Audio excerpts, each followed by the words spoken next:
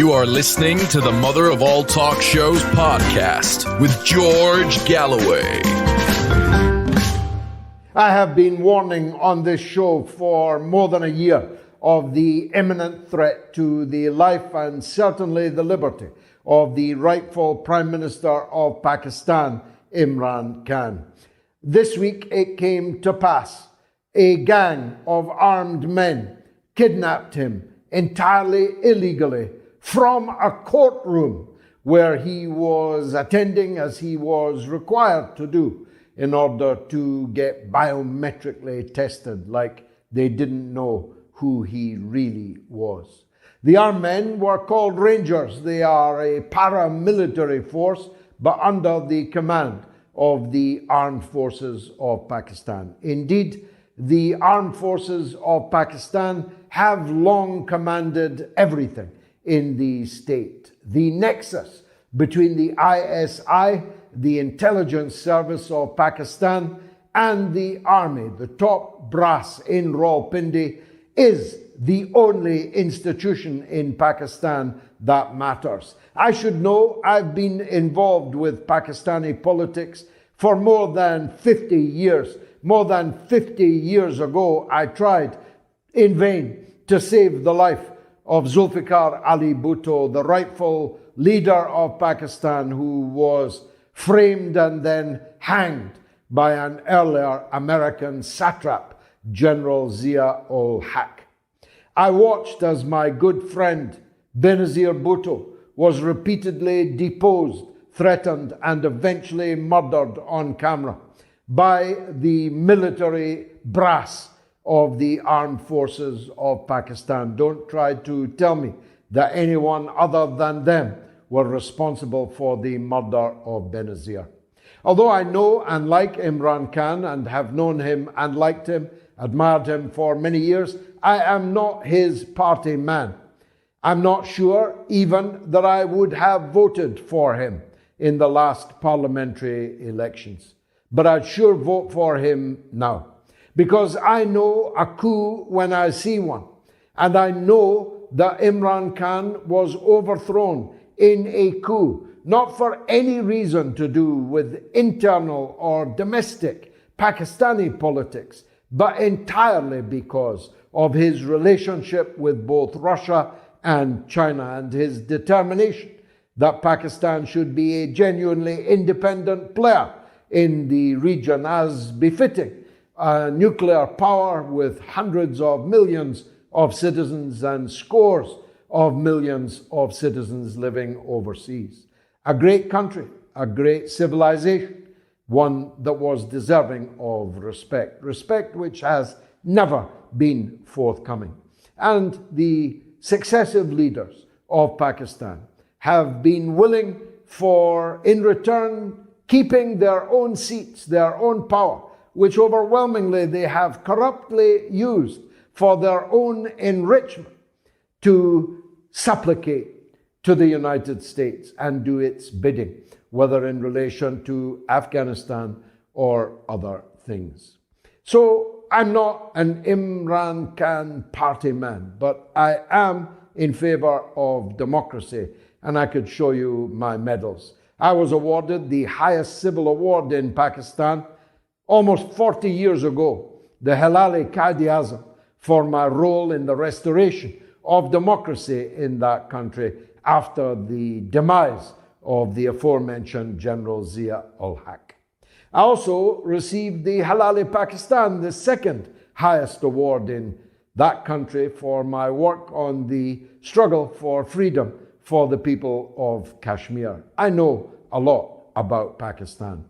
And I know for sure that the only reason they have kidnapped Imran Khan is because elections, now overdue, imminent, would have swept him to power with a sufficient majority to finally set about transforming Pakistan in the ways that it needs to be transformed, breaking the back of military and intelligence power in that country, making a proper democracy of the place, as befits a great people. Now, asked about it in the House of Commons today, Rishi Sunak said that the kidnapping of the Prime Minister of Pakistan was an internal Pakistani matter on which he had nothing to say.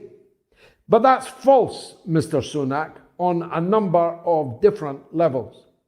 First of all, if the kidnapping of Imran Khan is an internal Pakistani matter, why is the imprisonment of Mr. Navalny in Russia not an internal Russian matter? You are never done interfering in the internal affairs of other countries. Indeed, that's precisely the hallmark of Britain, which you currently, for the time being at least, lead. If the Uyghur question is not a Chinese internal affair, how come the destruction of democracy in a Commonwealth country with King Charles as the head of the Commonwealth not a matter on which you as the British Prime Minister can have a point of view? You, Mr. Sunak, are the Prime Minister of a country where the criminals conducting the armed kidnapping of the Prime Minister are actually living. If you like, I could take you to their sumptuous addresses in Mayfair. Our police officers on our taxes are guarding these people. The imported government that the American coup placed in power in Islamabad were all outside the country because they were all wanted for the crimes of corruption. The cabinet in Pakistan, which you say has the right to conduct its internal affairs itself, read like the front page of the Police Gazette. Every single one of them almost was wanted for high crimes and financial misdemeanors.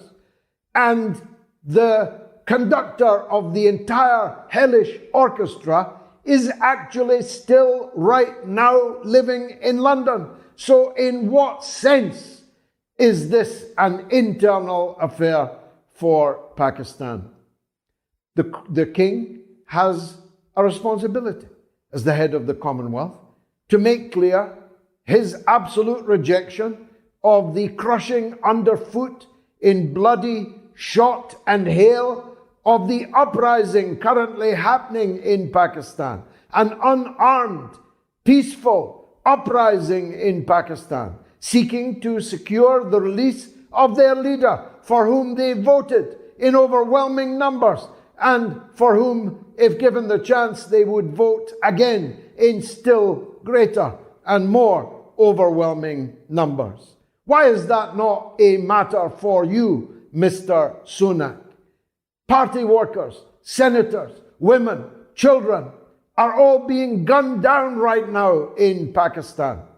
This is another American regime change operation gone disastrously wrong. And not in the back of beyond, not in some banana republic in the jungles of South America, but a nuclear-armed superpower in the Asian region, with a border with Iran, with Afghanistan, with India, a border with all the flashpoints in the world today, hundreds of millions of people running wild on the streets of Pakistan, with an armed force that is gunning them down with live ammunition right now as I am speaking to you. If that's not a matter for you, Rishi Sunak, for you, King Charles, what about the United Nations? What about the Security Council? Aren't you concerned that this will get entirely out of control? One regime change operation after another has turned into ash in the hands of the United States and the so-called international community. And how could it be otherwise? The decision to remove Imran Khan was made by doddering Joe Biden, who, if you saw the latest video of him, as I did an hour ago, wandering around looking for his exit from the stage, you'd think this man has been dug up from the cemetery a broom put down the back of his jacket and made to look like he is alive. He was warning the world of grave consequences if America reneges on its indebtedness.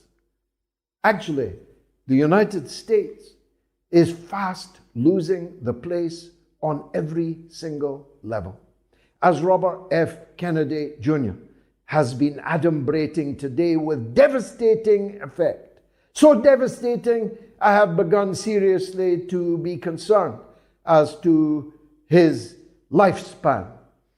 Robert Kennedy denounced Biden today, denounced Biden's predecessors, denounced decades, a half century and more of criminal behavior on the part of United States agencies against their own people, never mind against the peoples of other countries. It's high time that leaders in Europe began to ask themselves, or their people began to ask their leaders, why are you following this organized crime operation, otherwise known as the United States of America? But just when you thought that he might get away with it, the first report of Comer in the US Congress has given chapter and verse about sordid, personally criminal behavior in which the Biden crime family was involved during Biden's period as the Vice President of the United States. He was making hay while the sun shone on his part of the White House. He never expected to have to run for office again. He thought he was in the twilight of his political career, and so all caution was thrown to the wind. Millions upon millions and millions and millions of dollars, at least $10 million, was illegally, corruptly siphoned from foreign countries and foreign companies, all of it entirely concealed from the White House authorities, from the US Congress, from the American public, into the bank accounts of 10 members of Joe Biden's family. Hunter Biden we all know about, but we didn't know about the nieces and nephews and grandsons and granddaughters, some of them small children with millions of dollars in their bank account. Is there anyone credulous enough to believe now who the big guy really was?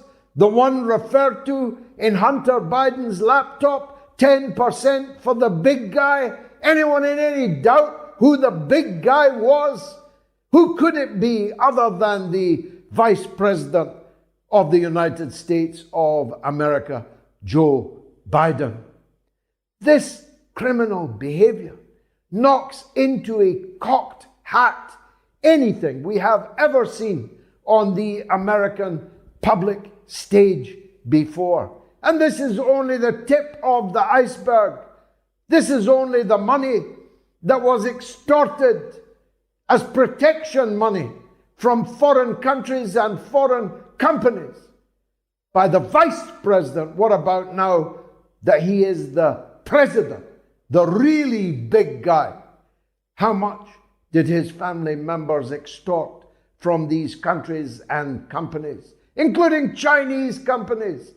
An administration that is foaming at the mouth against China was in receipt of millions of dollars from Chinese commercial entities going into the bank accounts of his nieces and his grandsons during his tenure as Vice President. What about Romania? Now, I know Romania. I'm probably the only person you've ever met that has a book published in Romanian. Romania is a watchword for corruption. People normally corrupt Romanians. But the Comer report shows that Romania corrupted Joe Biden. How about that? Romania gave $1 million to Joe Biden. He didn't declare it It was hidden, concealed. What was that for? What protection did Joe Biden offer Romania for that $1 million? What was the trade-off? And they want to claim that Donald Trump cleared of rape, not that you would know it from the headlines that you have read, is somehow a bigger criminal than Joe Biden. They're both criminals. America is ruled by criminals. You can pick one criminal or the other criminal, but there isn't any doubt who is the bigger criminal. And that is the leader of the so-called Democratic Party in the United States of America, and the man currently sitting with his finger on the trigger in the White House. It is a stunning turn of events that we'll discuss with Garland Nixon and Alex Rubinstein in the later part of the show. I've only time to refer en passant to the Victory Day celebrations yesterday in Moscow. I just want to make this point. President Putin performed really powerfully, didn't he? Considering he has brain cancer and liver cancer and kidney cancer and stomach cancer and lung cancer and prostate cancer, considering he's got a withered arm, considering he walks with a limp, considering he might even be dead and is being covered by body doubles, he looked amazing, sounded amazing in Red Square. Why do I dwell upon this point? Because you have been told, and many of you have believed, the war propaganda spewed out against Russia, against Putin, over this last 15 months or so in particular. It was all a lie. Putin is not going to be overthrown. He is not terminally ill. He doesn't have a withered arm or walk with a limp, and he doesn't have any body doubles.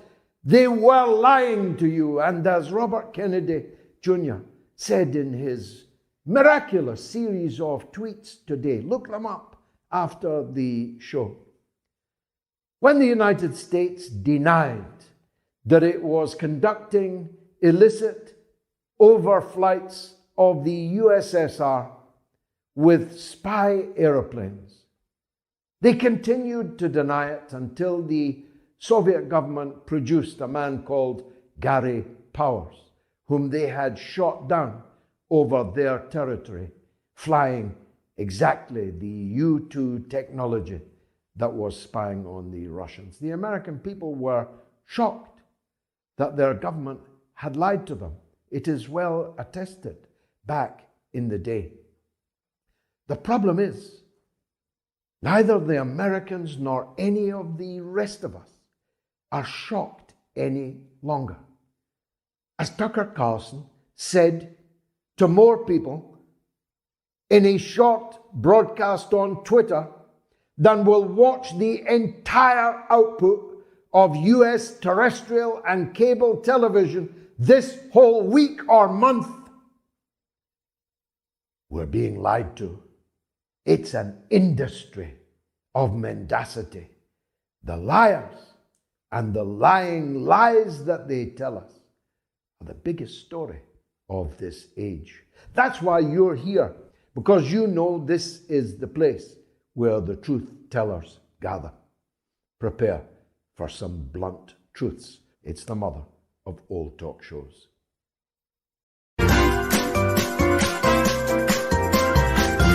You are listening to the Mother of All Talk Shows podcast with George Galloway. Now we're running a poll, which 18,000 people have already voted in, and the show's only just begun. Who ordered the arrest of Pakistan Prime Minister Imran Khan? A, the army, B, the imported government, or C, the United States of America? And it's a damn close run thing, actually, between the army and the USA, although some would say that is actually no choice at all, a distinction without a difference. Now, Peter Oborne, the great British journalist and fine cricketer, Peter Oborne joins me now. Peter, I was saying earlier that I am not myself a supporter of Imran Khan and his party, but I know a coup when I see one. And I see that you wrote much the same earlier today, at least I read it earlier today. Give us the benefit of your argument, please. Certainly I will, because I think that this has been gravely unreported in the British press. So Imran Khan was arrested yesterday, as you know, by paramilitary forces. Some people, some quite respectable advisors are saying it's more like a kidnapping than an arrest, but he was arrested. And in the time that it's gone past, and Imran, of course, is the leader of the PTI, which is the main opposition party in Pakistan, and several very senior members of the PTI have also been arrested. And from reports, it's quite hard because the internet's being stopped. You know, there's a real block on press reporting now in Pakistan. It looks like they're wrapping up a lot of the members. So this is an anti-democratic assault on the, and it's coming just 4 months ahead of a general election, which has got to be held under Pakistan law by the end of 2023. And Imran Khan is by far and away the most popular politician in the country, in Pakistan. So it's very troubling event, and there's been awful violence, protests. The Pakistan people appear to be turning on the army. There's horrible footage of them going into, you know, the sort of senior military places in Lahore and elsewhere. And so it's a troubling time. Troubling indeed, not least because how vastly populous Pakistan is, its geostrategic position in the world, its possession of nuclear weapons, and a combustible mass of Pakistani diaspora in many countries in the world, including our own. And yet Rishi Sunak declared today that he had nothing to say about all of this, that it was an internal matter for Pakistan. What did you think of that? Well, it's an extraordinary statement from the British Prime Minister. As you say, Pakistan has well over 200 million people. The British Pakistani population, people of Pakistan heritage, I think well over 2 million, and many of them go back and forth.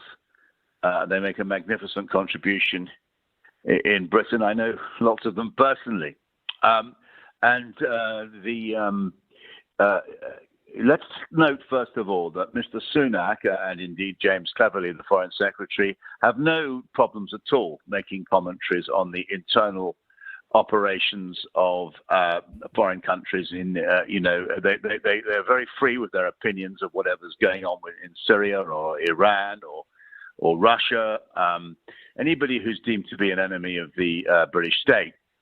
On the other hand, the silence on what is going on in Pakistan is quite extraordinary from the British government for a number of reasons. First of all, we claim to support democracy and freedom, and this is clearly an attack on democracy. Mr. Khan, whatever you think of him as Prime Minister of Pakistan when he was, he's straight. He's not corrupt. I mean, that's certainly not compared to the mass of the ordinary Pakistan politicians. And these charges look like they're trumped up.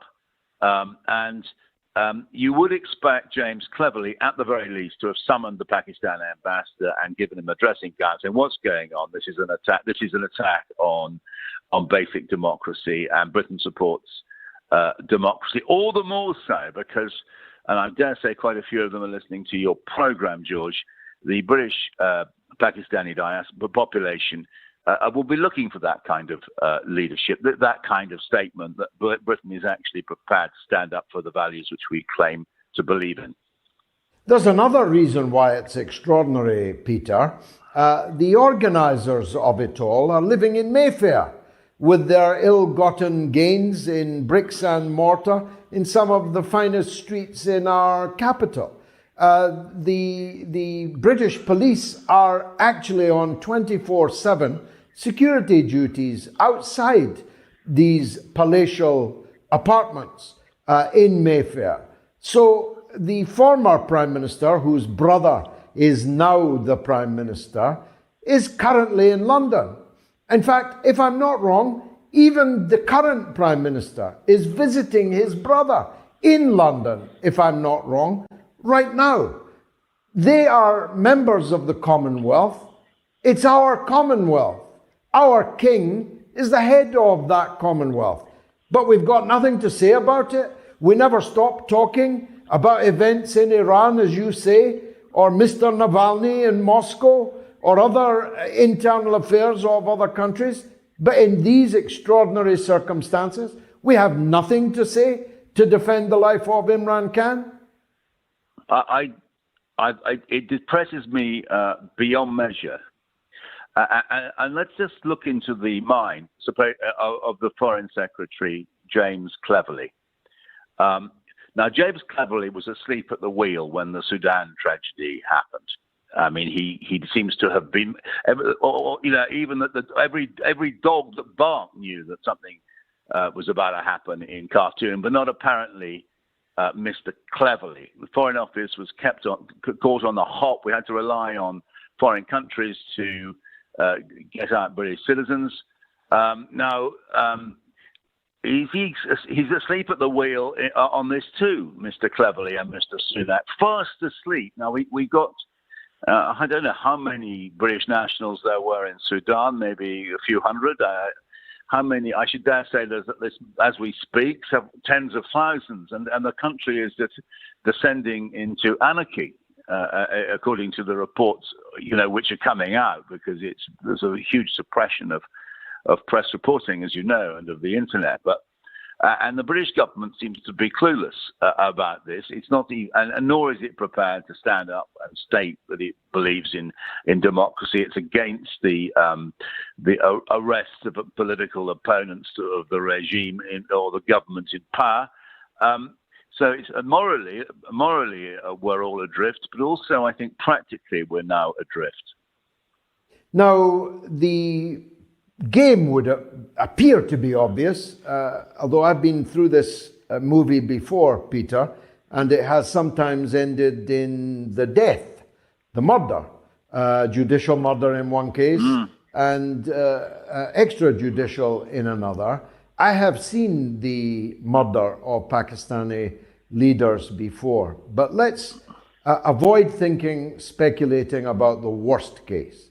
The best case is that they're trying to put him out of these elections, maybe even outlaw his party from standing in those elections. That's a recipe for civil war, isn't it? It's beginning to, look like something very serious may happen.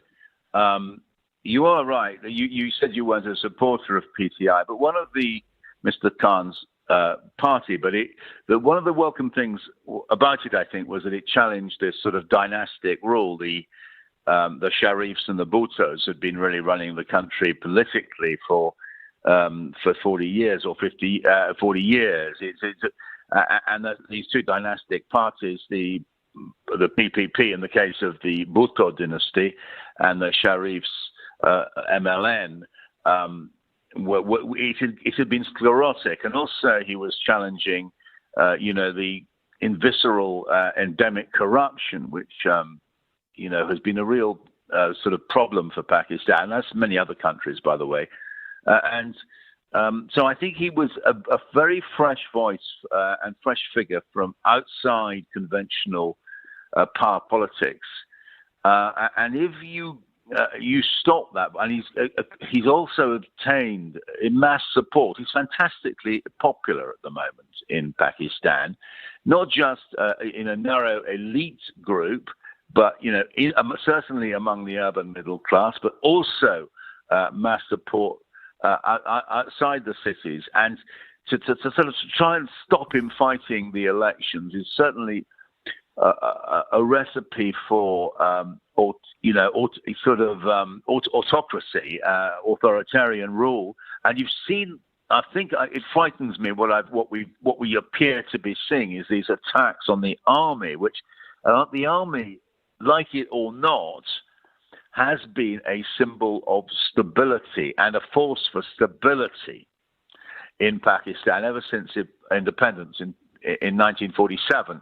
And people have accepted that. So occasionally you have had dictators take power, normally backed by our American friends, but that has often been welcome. People have wanted to see law and order, and to see in the last 24 hours the mass, a lot of people turning against the army, which I believe is, basically we got military law now, according to reports, which in the across much of the Punjab, up in Khyber Pakhtunkhwa, and apparently in Balochistan. I mean, it's a very, very frightening and dark moment, this, potentially. Indeed so. And the idea of these absconders, these runaway Pakistani politicians, whether in London or back now in power in Islamabad, calling anybody corrupt when they are a byword for corruption. Whatever else you could say about Khan, he hasn't filled his own pockets. He may have made mistakes in his policies. Some of his international relationships with Russia, with China, I approve of, but could understand why some would not. But the idea that he is the corrupt one is the pot calling the kettle black to an extraordinary degree, isn't it? Well, let's add one other thing, George. The war on terror, where you were a tremendous voice, I believe, for good, and speaking out against the abuses, human rights abuses, torture, extradition, drones, all of that, which was part of the George W. Bush war on terror and persisted with by Obama. Now, Imran Khan, and this is one of the problems I think he now faces, really established himself by fighting against extradition, the use of killing through drones, and he was a force for good during the war on terror, and it didn't endear him, I think you'll find, to the United States. And then, if you look I follow Pakistan politics quite closely, and his downfall seems to have followed the fall of Kabul, and it's documented. You've always got to be careful about what you say about Pakistan politics. There are so many different layers and different interpretations, but he seems to have been in conflict with the Americans about the consequences of Kabul. Americans always wanted to have overflights of Pakistan airspace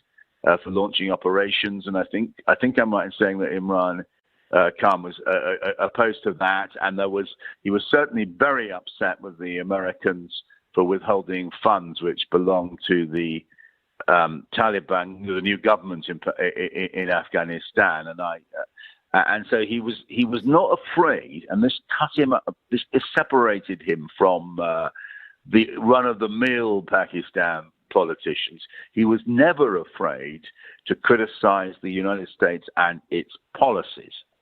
Now, whether that is what led to his removal, when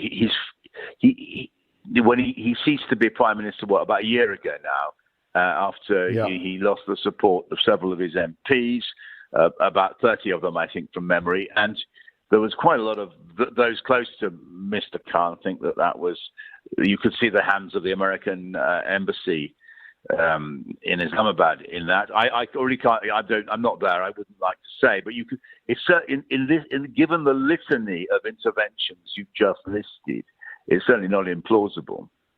Peter Oborne, as always, thank you for your wisdom on the mother of all talk shows. Peter Oborne, great English writer and commentator. Who ordered the arrest then of the Pakistan Prime Minister Imran Khan? Well, on Twitter, 49% say the army, 10% the stooge imported government, 41% say the USA.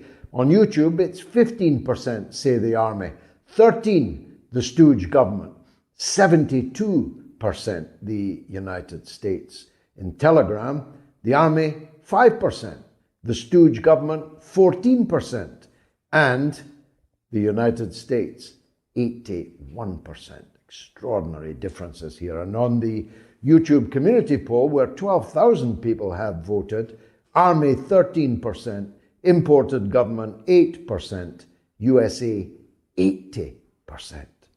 My goodness.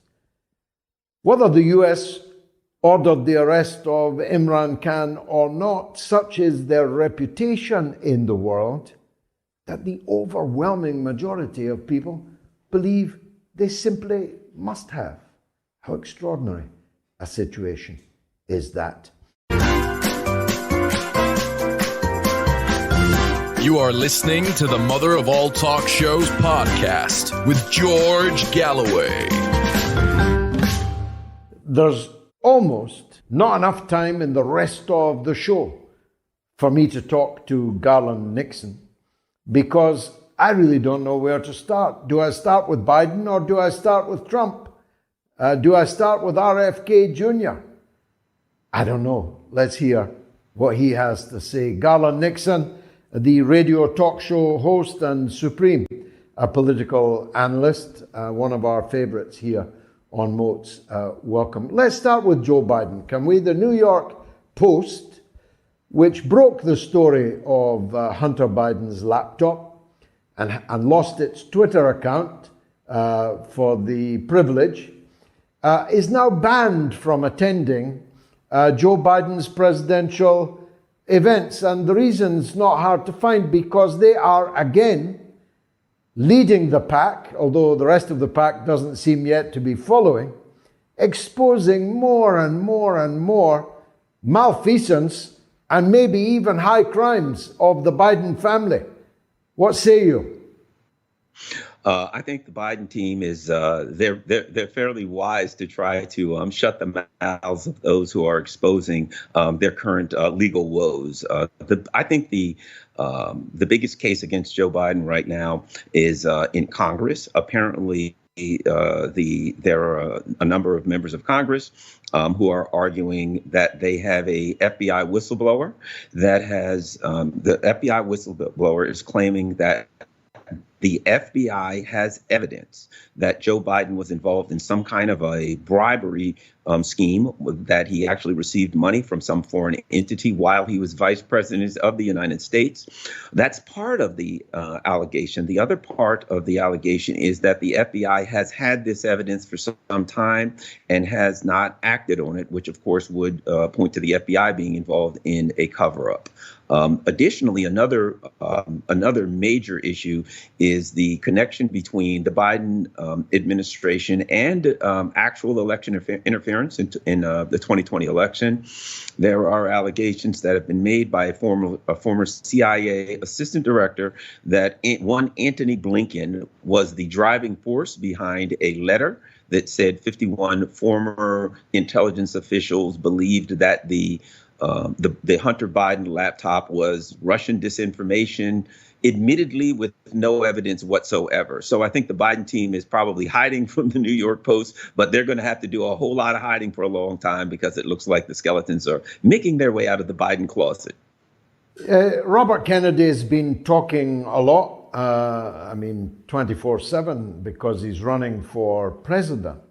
And some of the things that he is saying are pushing the envelope. If someone told you Garland Nixon said them, or that I said them, you might not be surprised. But that a Kennedy said them, and a man running for president said them, is pushing the boundaries very considerably. He has, and I don't have time to list them all, but he has accused the CIA of being involved in the murder of his uncle, President Jack Kennedy, his father, Senator Robert Kennedy. He has outed, it's the first time I've seen this number, a $5 billion spend back in 2014 to overthrow the government in Ukraine and then to hand-pick a stooge government by Victoria Nuland and other functionaries of Barack Obama and Joe Biden's administration. He goes from one issue to another, making the most pungent accusations. I think killing any reluctance on the part of people like you and me to get behind his bid. I mean, whatever else you say about him, he's a force 9 gale exposing these crimes. And we should get behind him, shouldn't we? Well, I think he's a very interesting candidate, and I'm looking into supporting him at this time. One of the things that I think that's interesting about the things that that RFK Jr. has said is that for the most part, these things are they're very easily researched and very easily verified. He came out with this $5 billion number, but those of us who have been researching this know that the neocons literally bragged about that years ago about spending the $5 billion.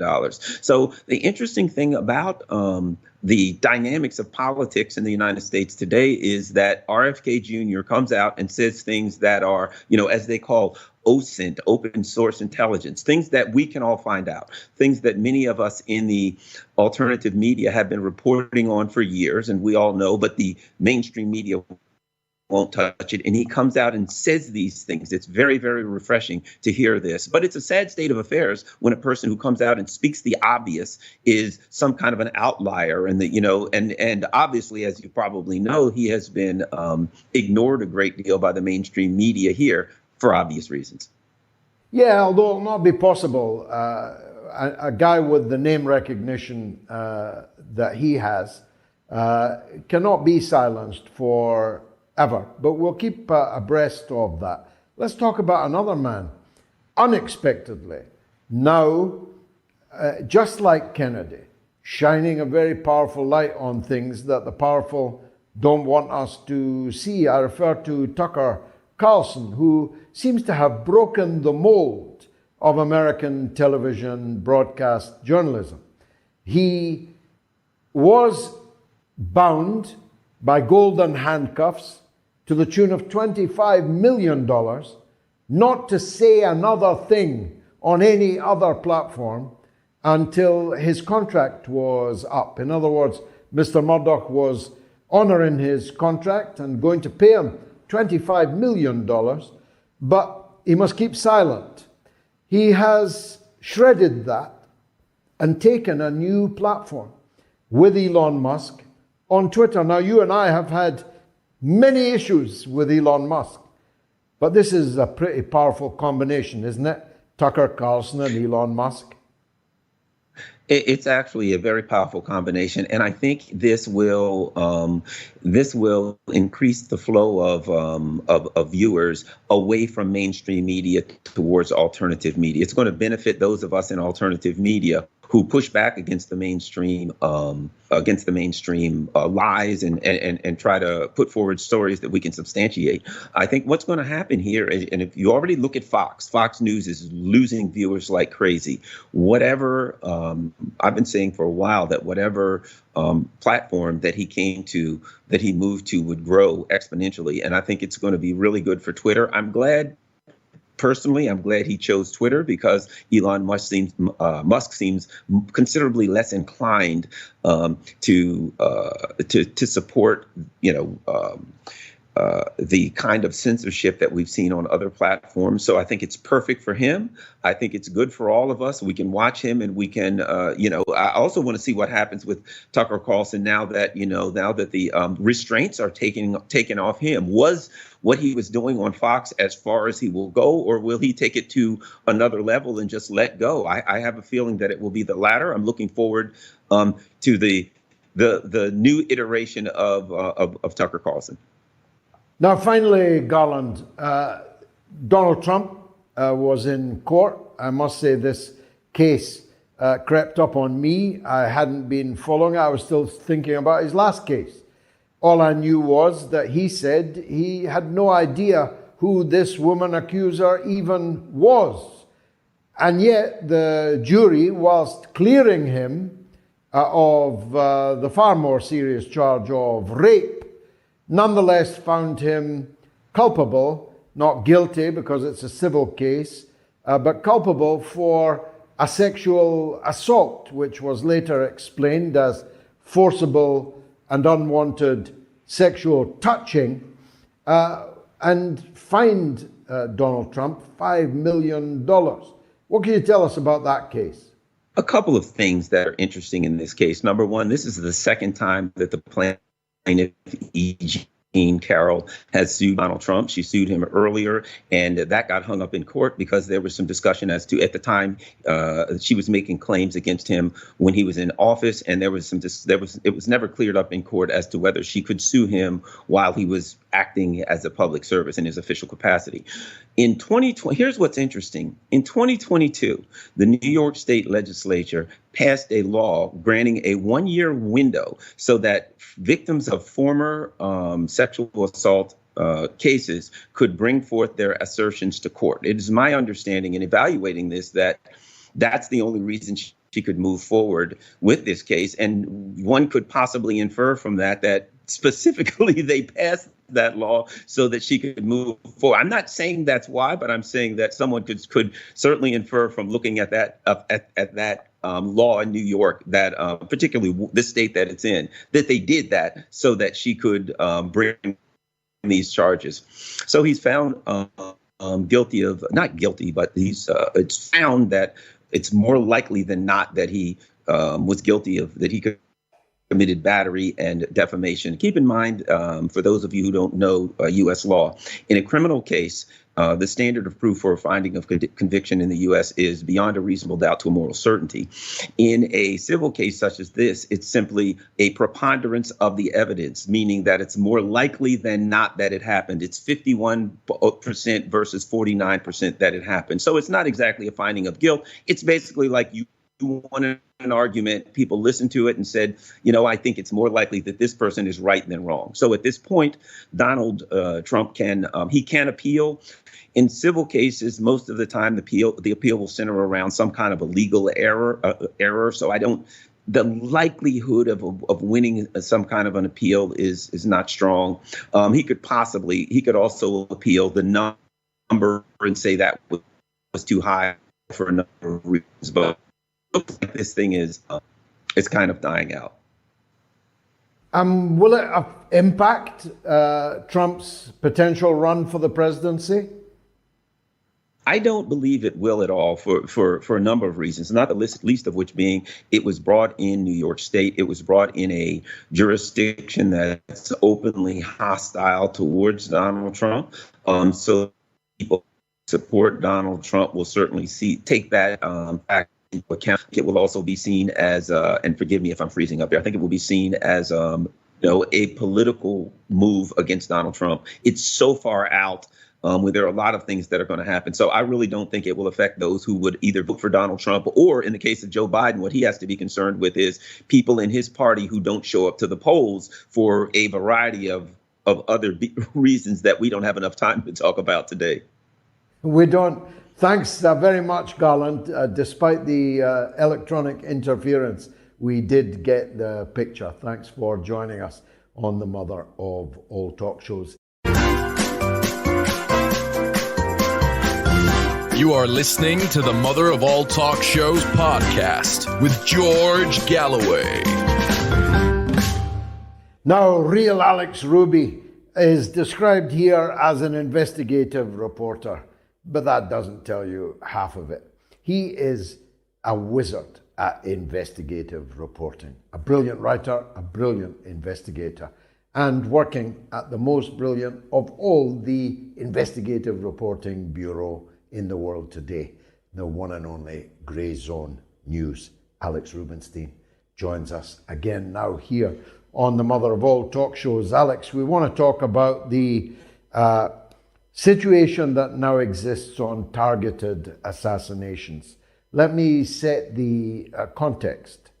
The authorities, not any outliers, the authorities in Kiev have announced that having blown up the daughter of somebody they didn't like, having blown up a blogger in a St. Petersburg cafe, having now blown up and gravely wounded a novelist inside Russia and killed his driver, that the Ukrainian regime intends to attack and kill Russians and their propagandists anywhere in the world. That sounds like a declaration of war throughout the world, international terrorism to me. How do they get away with that? Well, they get away with it because the entire NATO order is on their side, and Blinken himself, Anthony Blinken, the U.S. Secretary of State, has essentially greenlit attacks inside of Russian territory by Ukraine, asked by David Ignatius in relation to the second attempt on Vladimir Putin's life via the drone attack on the Kremlin building, whether the U.S. would criticize such attacks inside Russia. Anthony Blinken said in response that this was a decision for Ukraine to make for itself, and essentially that the U.S. has no role. I don't buy that. I don't believe that Volodymyr Zelensky can even use the bathroom without approval from the United States. But you see this kind of escalating attacks inside Russian territory. Many of them don't get reported outside of Russia, and I found one incident in the course of one day. A Telegram news channel in Russia documented 10 attacks in just one day on the border region. But so most of them are confined to the border region. But you have these ones that do go further into Russia. You have these car bombings. You have the bombing of a public event in St. Petersburg at a cafe. And it's, you have to imagine that Ukraine is resorting to these kinds of tactics because it's not able to win in a sense of conventional warfare. So what we're talking about is ISIS 2.0, really. This is the counteroffensive, a new wave of ISIS-style terror attacks. Yeah, I mean, absolutely. And again, you see this war targeting intellectuals. And so it's not just going after, rank and file soldiers. It's an attempt to win the information war by assassinations. So it is really sick, and it is the same kind of thing that ISIS would do. For example, taking out religious leaders of opposing Islamic sects, of opposing religions, and waging that kind of psychological campaign against their adversaries. And one other similarity that I would point out is the use in these attacks by ISIS and by the Ukrainian Secret Service of Western-made weapons. You had, for example, in the first assassination attempt on Russian President Vladimir Putin, a Ukrainian-made drone that was strapped with Canadian-made C4 explosives. You've had in these drone incursions in the border region many documented incidents of American Switchblade drones being used, and these are very easy ways of taking out civilian infrastructure and conducting psychological terror on the Russian population. For example, you can probably buy a commercial drone for, say, $800 USD, spend a few more $100 on C4 explosives and duct tape them together. So you see this kind of guerrilla tactics that are, really meant to terrorize the Russian population. And I just don't think that I think that it changes the calculus, because there's going to be a situation where if these drone incursions continue, the Russian population is going to become even more supportive than they already are of the war, because the war is coming within their territory. So it really opens the door for further escalation. It is itself escalatory, not to mention how the Russian government has not attempted to take out Volodymyr Zelensky. they've kind of let him be, and now Ukraine is making attempts on the life of their president. You can see that it's almost intended to provoke a response, to escalate, and it really drives home the message that you put out just before this interview right now. Well, of course, it hasn't worked up till now. I mean, Vladimir Putin is showing almost Chinese levels of inscrutability. The playing down of a drone landing on your roof from in the most fortified place in Moscow, the heart of government in Moscow for hundreds of years, in all political systems, no retaliation for it. Putin would have been fully entitled to, under the self-defense strictures of international law, to react, but has not. This extraordinary forbearance, is it popular in Russia, or is the president under pressure to go much further and harder? Well, I'm not so sure. I don't follow the polling, on a regular basis. But what I would say is that Russia has not in the past been shy of responding. For example, when the Ukrainians conducted a suicide bombing of the Kerch Bridge, Russia responded by, for the first time, targeting Ukrainian infrastructure in a meaningful way by taking out their electricity system. So one has to wonder with specifically the second attempt on Vladimir Putin's life, whether it was intended to provoke a response, whether it was almost an attempt to have the Russians target Zelensky so that he could be replaced. That's kind of where my mind goes with this, because otherwise it doesn't make a whole lot of sense. As for the Russian view of this, again, I don't think it's going to be tenable. I raise this issue repeatedly. Imagine for a moment where Russia is providing weapons and equipment to Cuba to conduct drone attacks from the area spanning from Florida to Washington, D.C., to the White House itself. Cuba would be obliterated overnight. So Russia has not done that. You almost have to admire the restraint that they're showing. But on the other hand, you have an adversary in Ukraine where, as I pointed out in my recent articles on national media, you have open calls for terror attacks. You had this Ukrainian banker, Volodymyr Yatsenko, who is a fraudster who funneled billions of dollars from the average Ukrainian citizens' bank accounts into that of Igor Kolomoisky, the main financial backer of Zelensky and of the Azov Battalion.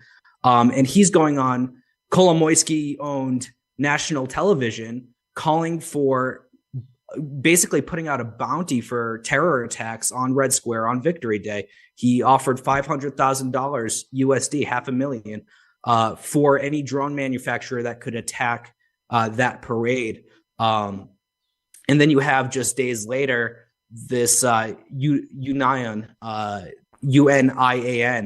news agency. It's partnered with Western outlets like Der Spiegel, the BBC, lots of high profile international media outlets they have relations with.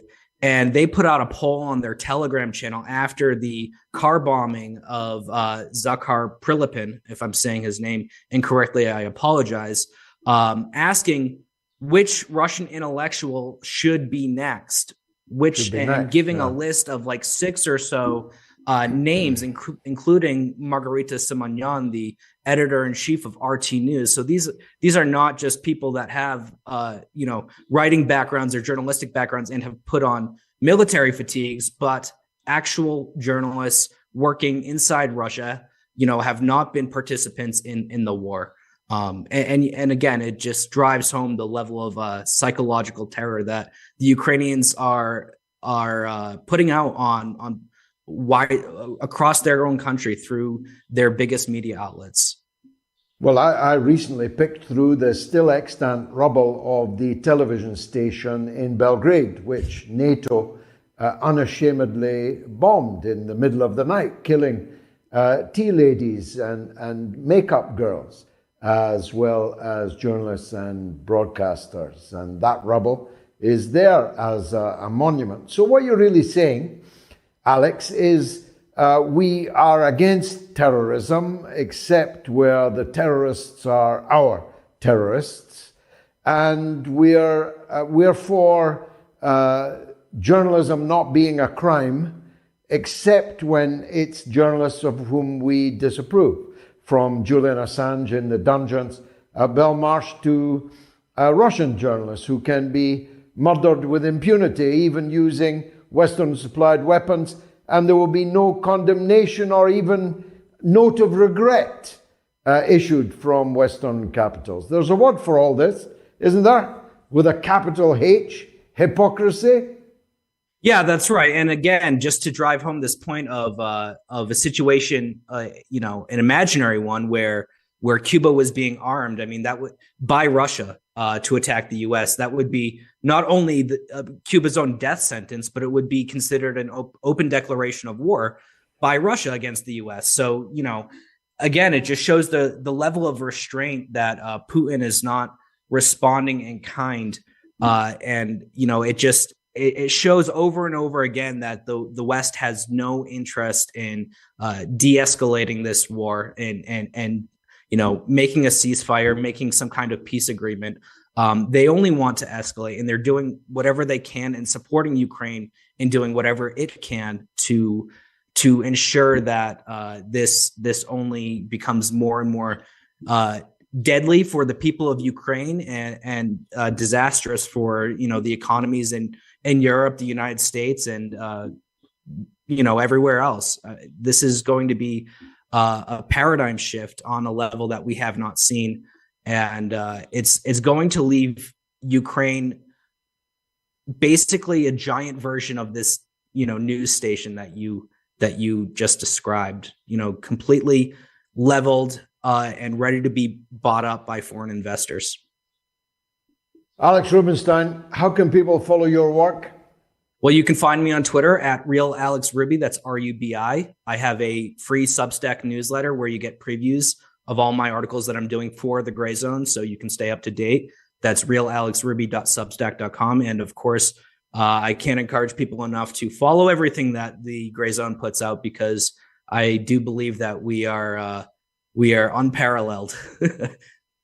Unrivaled. Yeah, you'd be a fool not to. And George, you'd be a fool George, thank you to. so much. I love your show, and the endorsement you gave at the beginning was so meaningful to me. Keep up the great work. You're really doing something special here.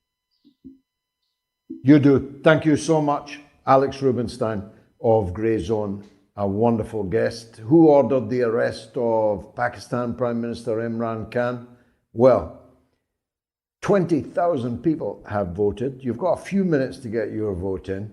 It is overwhelmingly believed by 20,000 people that it was the US government that ordered the kidnapping.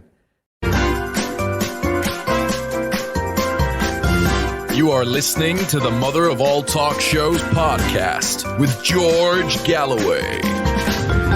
Let's take the first calls of the evening. Lucy is in Virginia, USA, on censorship. Let's hear from her. Lucy, welcome to the show. Thank you, George. Hi. Thank you so much for all that you're doing. And actually, what I want to talk about is Donald from Inverness. Donald from Inverness, who gave the wonderful clip that you have in between when you're taking a break. He spoke yes, he's a fine man. Ago. It was January, wasn't it? I think. Yes, he's a fine man. I saw him. I saw him not that many weeks ago. I met him for the first time in the city of Glasgow. He's an outstanding figure. Superb. Well, he certainly made an impact on me. And I've been thinking about what he said ever since. And with you bringing up today VE Day, Imran Khan, the absolute disgrace of that our collective leadership in the United States, and I dare say in the West general. I wanted to say that I believe I've been thinking much about what he said about conscience and what do we do? What do all of us do? What do we do as just regular people? Maybe too old to do a lot of fighting in the streets or do a lot of, carrying signs. What I mean by fighting in the streets is carrying signs or doing this kind of thing. Yeah. And it's come to me that what is lacking in this world and what every single one of your viewers can summon is a spirit of honor. If every single person who feels that what is going on is wrong, from what has happened around VE Day to what has happened to Imran Khan to what is going on in our miserable governments, if we summon the spirit of honor and think to ourselves, I am going to do the honorable thing, I'm going to say the honorable thing, I'm going to ask the question of others, what's the honorable thing here? So that it puts the question in their mind. That is very, a force. Very beautifully expressed. Yeah, very beautifully expressed, Lucy. The religious people, including myself, have the following, if you like, rubric. We must oppose that which is dishonorable with our hand if we can, with our tongue if we cannot, and if we can neither oppose it with our tongue or our hand, we must curse it in our hearts. And I think that if you believe in God, that God expects at least those three things from everyone confronted by the evil that is in the world. Those of us who can still raise our hands must do so. I'm one of those, lucky enough, to still be able to raise my hands. But when I can do that no longer, I pray to God I will still have my tongue and I will fight for honor that way. Thank you, Lucy. In Virginia, we prioritize women callers and we prioritize first-time callers. And if you're a woman first-time caller, you've got a very good chance of getting on the show. Thank you, Lucy. Hassa is in Karachi, in Pakistan, on the front line. Hassa, what would you like to say? Good evening, George. It's great to be on the show with you right now. So Thank you. basically, the reason I wanted to call and let you know the current situation of Pakistan, right now in Punjab province and KPK, there is a total internet blackout. It is very hard to get authentic information. That's what's going on the roads of Lahore and Peshawar. There have been reported killings. A lot of civilians have been reported who have died on the front line fighting with their own Pakistani army. It is such a, what can I say? It is such a unfortunate disaster that we are facing right now in Pakistan when we are made to fight our own army. I mean, we know that we have been, like, I am a very big supporter of Imran Khan. Let me say, Hassa, you don't have to agree. Might be unwise for you to do so, but you've always been fighting your own army. The difference now is that the people are fighting back. The only purpose of the Pakistan army for almost all of its existence is to repress its own people, not to fight others, not to defend the country from others, but to repress its own people. For the most part, they have done that successfully. They could divide and rule between families, between parties, between provinces. But here now we have Imran Khan, who has mass support in all 4 provinces. This is rare. This is unusual. So they cannot play one province off against another. The difference now is that the people are standing up and fighting. And I'll say a few words on that towards the end of the show. But you have no choice now, Hassan. You really have no choice but to stand up or forever hold your peace and forget about democracy, forget about freedom, forget about development, forget about getting rid of the old political cliques and regimes that have milked you dry. They've bled you white over half a century and more. Last word to you, Hassan. Yeah. So basically, you are absolutely correct but this time the difference is that people are standing up for themselves. They want to end this chain of actions that have been happening since last 75 years. They want to prove that they are now going to get independence from their own this chakra of things happening around them from from generation to generation. And let me tell you that this destruction is happening for the generations coming up, because now nobody wants to become a part of that army. Nobody wants to become a part of that institution, because now everybody knows that they are the ones who have been corrupting the core of Pakistan through and through. And, army has never had been in stability. Pakistan has never been in stability, even if it's within army or if it's a normal government. But right now, as of now, Pakistan is in martial law. You have to know that. Yeah, because this is open they might not announce it. Dictatorship. But this is martial law. They should, closing down the internet. We do not have access on YouTube. We are closed down on Twitter. We are not able to provide proper information. Whatever we are getting information is by the word of mouth, by the word of people who are each other's supporters right now. Do you know right now there had been a very big bomb blast in Lahore city, and we don't know how many people have been died because of that. We don't know what's happening. This is, and I heard what Mohammed called you from Leeds, and he was telling you that how Imran Khan would be, accused as an extremist. He will be accused as a religious extremist, and how he will be executed and how things will happen. Through your show, I would like to tell the entire world, whoever is listening right now, Imran Khan will be executed. He will be held maybe by judiciary or by the army court, but he will be executed and he will be killed. So everyone should know that we are trying to support him as much as we can, but we do need people to support from outside Pakistan to international levels. Right now, human rights have been are being violated, and there's no women, human children, rights anymore. every person. Yeah. So, but Rishi Sunak thinks it's all an internal affair. Hassa, stay safe in Karachi.